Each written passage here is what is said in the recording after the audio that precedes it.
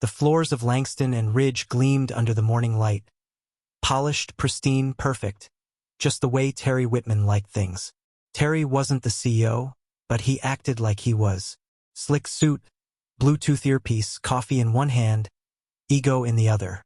He passed by the lobby like it was his runway. Until he saw him. A janitor.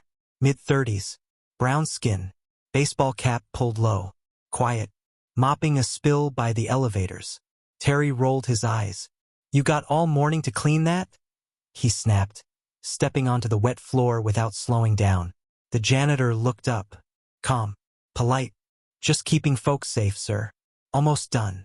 Terry scoffed. Loud enough for the receptionist to hear. "This ain't a gas station, man. Don't block the elevator during rush hour." The janitor didn't flinch. Just nodded, stepped aside. Terry smirked, thinking he'd won something. But what he didn't know was that he'd just lost everything. Later that day, on the 16th floor, Terry was holding court in the glass conference room. "People like me keep this company running," he bragged. "The CEO knows who I am. Trust me." I play golf with his driver. Laughter echoed. Awkward. Uncomfortable. Then the janitor walked by, pushing a trash bin. Terry didn't miss a beat. "Hey boss man," he called, tapping the glass. "You missed a spot." The janitor paused, turned, smiled. "Happy to help, sir." But there was something in his tone. Not fear, not sarcasm, just confidence. Like a man who knew exactly who he was, and wasn't trying to prove it to anyone. The next morning, an all-hands meeting was called. Unusual, unannounced. Rumors flew like wildfire. New leadership, company cuts. Everyone gathered in the executive lounge, murmuring, waiting. Then the double doors opened, and in walked the CEO. Beside him, the janitor. Only now he wasn't in coveralls. He wore a tailored navy suit. No mop, no gloves, just presence. "Everyone," the CEO began. "This is my younger brother, DeShawn Langston." A ripple of shock moved through the room. "He's been spending time in every department, learning from the ground up. Last month, he shadowed the janitorial staff." People glanced around, eyes wide.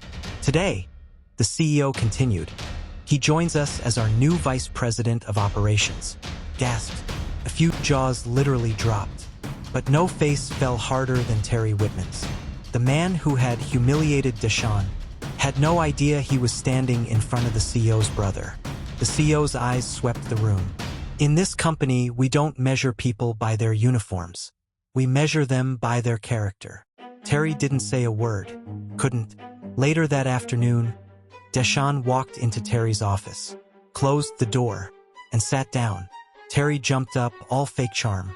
"Sir, I had no idea. Please understand, it wasn't personal." "I thought," DeShawn cut him off with a calm voice. "You thought because I wore coveralls, I didn't matter." Terry opened his mouth. Nothing came out. DeShawn leaned forward. "Let me ask you something, Mr. Whitman. If I wasn't the CEO's brother, would the way you treated me still be okay?" Silence. "You're being placed on review. Effective immediately. We'll be investigating every complaint tied to your leadership." Terry turned pale. "But sir, DeShawn stood. "You lead people, but you humiliate them. That ends today." Downstairs, the same cleaning crew Terry once ignored now watched as he packed up his office. No Bluetooth, no swagger, just silence. And upstairs, DeShawn was walking through the departments, talking to receptionists, assistants, warehouse workers. He remembered their names, asked about their families. People smiled when he entered the room. Because respect isn't about title. It's about how you show up. That night, DeShawn sat across from the CEO, his big brother. "There's more like him," DeShawn said. "Not just here, in every department." His brother nodded. "What do you want to do?" DeShawn looked out the window.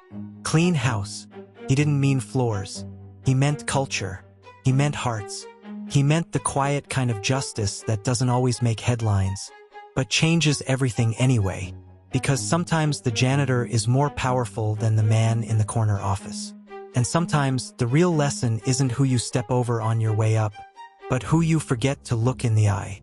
But this story isn't over, because while Terry's packing up his office, DeShawn's about to uncover something far deeper, something inside the company no one saw coming, something that could take down more than just a manager, could take down the whole tower.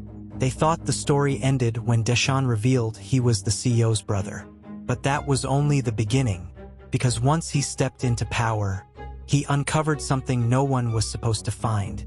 Late one night, DeShawn stayed behind, walking through the lower levels of the building. A door on sublevel 2 had been left cracked open, unmarked, no cameras, inside boxes of files and locked cabinets. But one folder sat wide open, payroll records, and what he saw made his stomach turn. Dozens of names, all entry-level staff, all with suspicious deductions on their checks. Janitors, cafeteria workers, maintenance, some making less than minimum wage after adjustments. DeShawn flipped through page after page.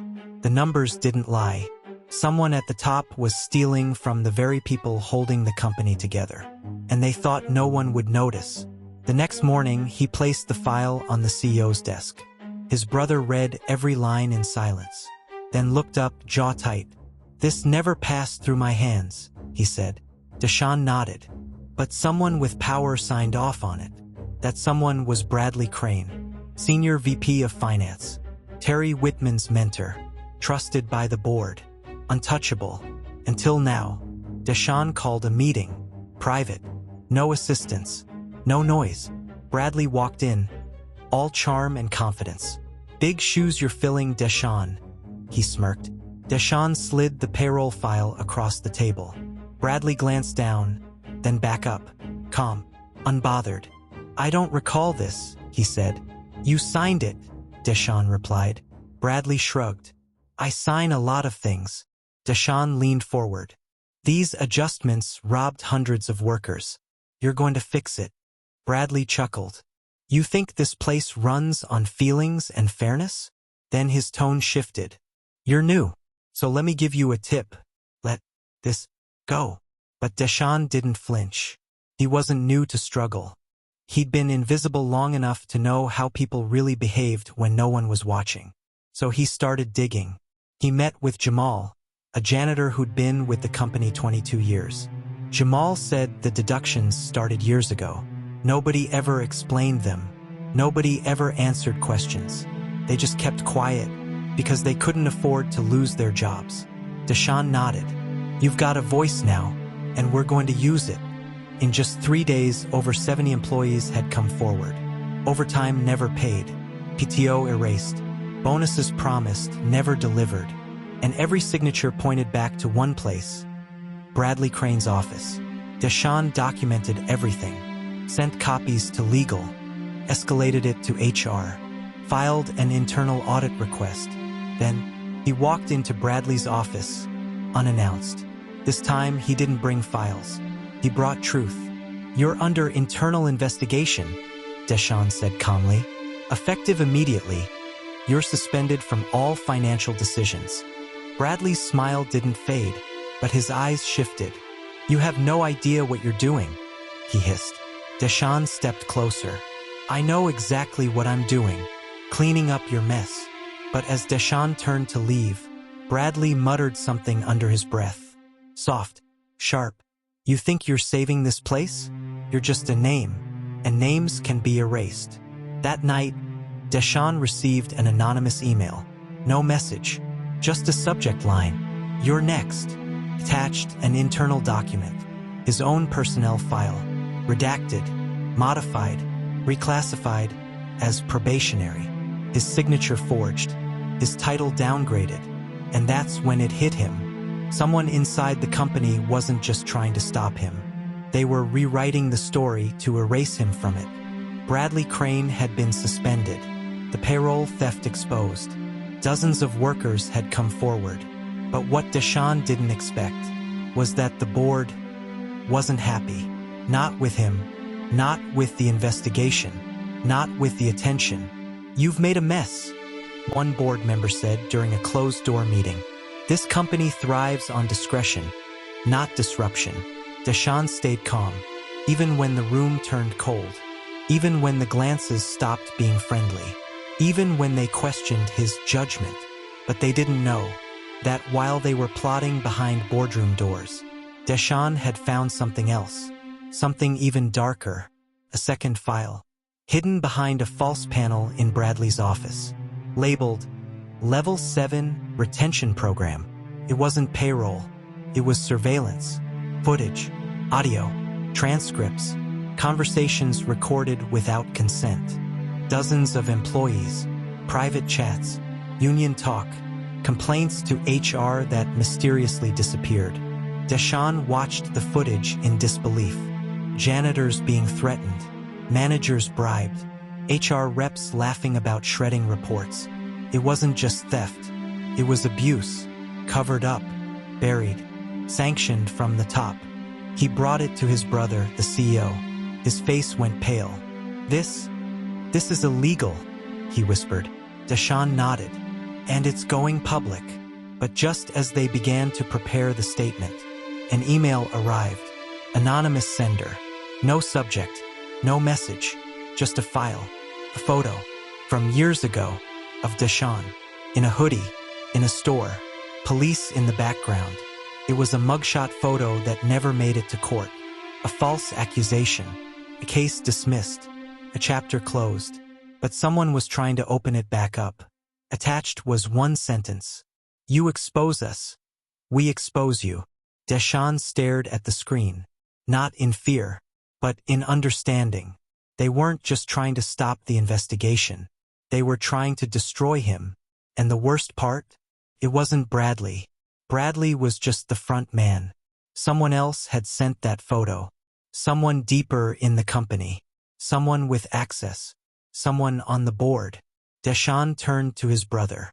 I need to know something, he said quietly. Who really runs this place? Because now, it wasn't just about justice for the workers. It was about survival. And the same board that once smiled in his face was getting ready to stab him in the back. DeShawn Langston thought he had seen the worst. Payroll fraud, workplace humiliation, a toxic system built on silence. But nothing could have prepared him for what he was about to uncover next. It started with a meeting request. Anonymous. Subject line. Before they silence me too. The message included a time, a location, and one line that changed everything.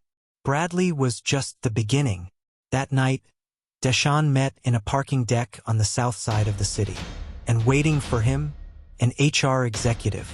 One who had quietly resigned last year. No explanation, no farewell. She slid him a flash drive, encrypted, protected, full of internal memos, deleted emails, whistleblower reports. What DeShawn saw wasn't just policy abuse, it was corporate betrayal at the highest level. Board members manipulating terminations, targeting minority staff for layoffs, burying misconduct reports, using restructuring as a weapon. It wasn't a broken system, it was a designed one. DeShawn returned to the office the next morning. Calm on the outside, burning on the inside. He met with his brother, laid everything out. The CEO leaned back, eyes dark. If this is true, DeShawn cut him off. It is, they both knew. What came next would shake the company's foundation. So DeShawn called a town hall, not with executives, but with employees, janitors, assistants, interns, receptionists. He showed them the truth, the files, the emails, the names. There were gasps, tears, anger, but most of all, there was silence, until one woman stood up, a cafeteria worker. She'd been working there for 17 years. She whispered, "Thank you," and just like that, DeShawn realized he wasn't standing alone anymore. But power doesn't go down without a fight. The next day, boardroom lights stayed on late into the night. Emergency meetings, phone calls, threats behind closed doors. And in the middle of it all, Bradley Crane returned. Not with a defense, but with a smirk. You think they'll pick you over us? He sneered. We built this company. DeShawn stepped forward. No, you built a lie. I'm here to tear it down. And just when it looked like the truth might win, something happened. A lawsuit, filed by a former employee, one who disappeared under quiet termination. Her claim? Racial discrimination, wrongful firing, retaliation. And one of the names listed in the complaint was the CEO himself, DeShawn's brother, the one man he thought he could trust. Now caught in the storm, DeShawn was stunned, could barely speak. Had it all been an act? Had justice been a mask this entire time? Because now, he didn't just have to fight corrupt executives. He might have to choose between justice and his own blood. When you start telling the truth, you better be ready for what the truth demands. DeShawn thought he was just cleaning up a mess, but now he's standing in the fire, and he's about to find out. Justice isn't black and white. It's complicated, messy, and sometimes it hits closer to home than you ever expected. If the story hit you, if you've ever felt underestimated, unheard, or overlooked, tap that like button, subscribe to the channel, and turn on notifications.